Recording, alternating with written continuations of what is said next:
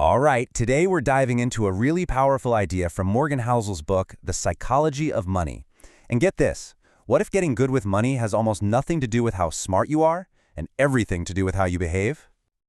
So, let me just ask you, do you think financial success is just for, those Wall Street geniuses who are glued to their complex spreadsheets? Is that really the only way to build real, lasting wealth? Well, according to Housel, the answer is a big, fat no. He's basically saying that the foundation of wealth isn't your IQ score, it's your behavior. It's your actions, your mindset, your humility. That's the stuff that actually builds lasting financial success. Okay, so let's jump right into our first big idea here, the myth of complexity. Because honestly, building wealth is way simpler than the financial world wants you to believe. Okay, take compounding, for example. It sounds so technical and intimidating, right? But really, it just boils down to three simple things. First, just start. Start investing with whatever you've got. Second, you just need to earn good returns. You don't have to chase the absolute highest, craziest returns out there. And third, and this is the big one, you gotta be patient. You have to let time do the heavy lifting for you, for decades. And this really hammers home the power of time. I mean, look at Warren Buffett.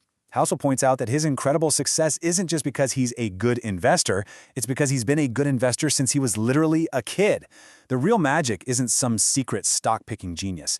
It's his unbelievably long timeline. It's all about time in the market, not trying to time the market. So think about it. You can't control what the market does day to day, but you know what you can control? Your savings rate. And Housel says this is your single most powerful tool.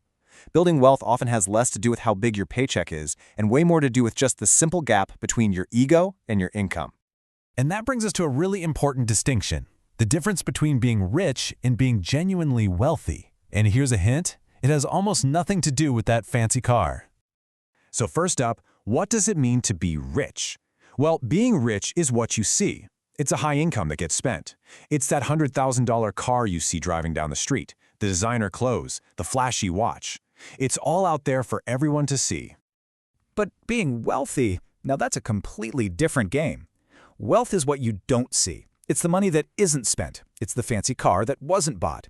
Wealth is all about the financial freedom and the security you're building for your future, precisely because you're not turning every dollar you make into some visible thing. Yeah, and when you look at them side by side like this, the difference is it's huge. Being rich is about that visible spending, right?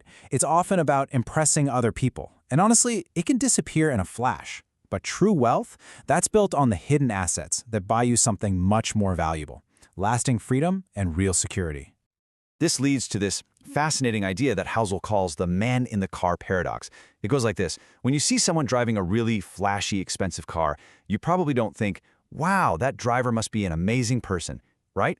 No. Instead, you think, man, if I had that car, people would think I'm so cool.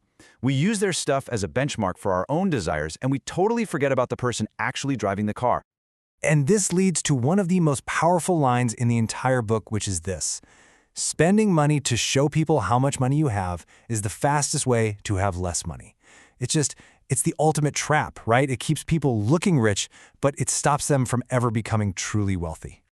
Okay, so let's say you're doing it. You're saving, you're building that hidden wealth. Awesome. But how do you actually survive the journey? Because it's not always going to be a smooth ride.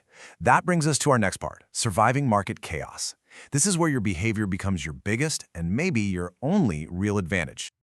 And this is where Housel makes a brilliant point about being rational versus being reasonable. See, a rational plan might look perfect on a spreadsheet. It's optimized down to the last decimal. But the second things get crazy in the real world, that plan shatters. A reasonable plan, on the other hand, is simply a good plan that you can actually stick to when you're stressed or scared. And let me tell you, a good plan that you actually follow is 1,000,000 times better than a perfect one you ditch at the first sign of trouble. So how do you stick with it? You have to completely reframe how you think about volatility. When the market goes down, it's not a fine you're paying for doing something wrong. Housel calls it the price of admission. It's just the fee you have to pay to get those incredible long-term returns the market offers. You know? If you think of it as the price of the movie ticket, you're not going to run screaming from the theater just because there's a scary scene. And while you're navigating all that chaos, it is so important to remember this one thing. Luck and risk are basically siblings. They're two sides of the same coin.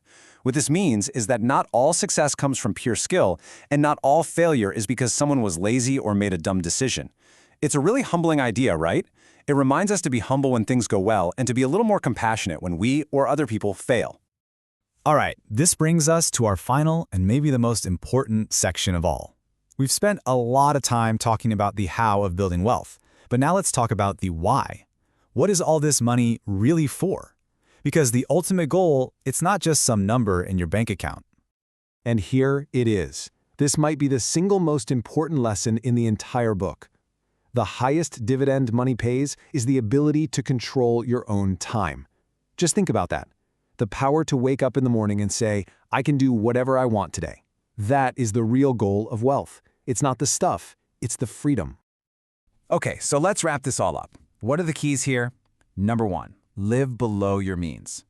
2, save consistently and, just as important, patiently. 3, understand that market craziness isn't a bug, it's a feature. It's the price of admission.